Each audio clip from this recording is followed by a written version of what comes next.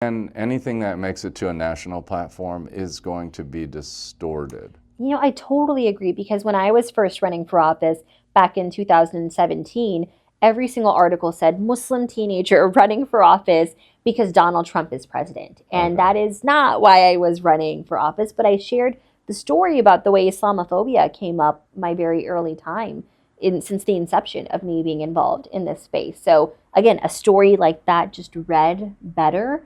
And I think that's why I take national media with a huge grain of salt. Okay, now, what are like some of the common things that you're hearing as you're talking to voters in various communities? Yeah. And then maybe the boring question, how does that tie into your platform?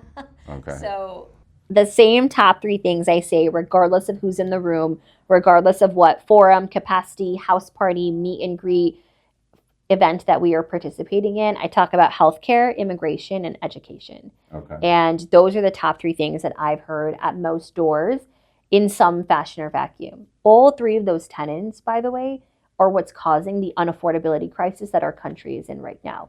Let's talk about immigration for one quick second.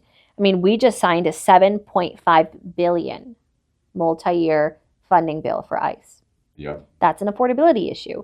Medicare for all, we have private insurance that is a for-profit middleman between our healthcare, and we have private hospitals that work with our pharmaceutical benefit managers that private off of the drugs that people need for care.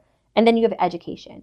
Right now, our public schools get only 2% on average funding from federal funding sources, which puts the burden on property taxpayers, renters, and homeowners, and puts a socioeconomic divide in communities and zip codes.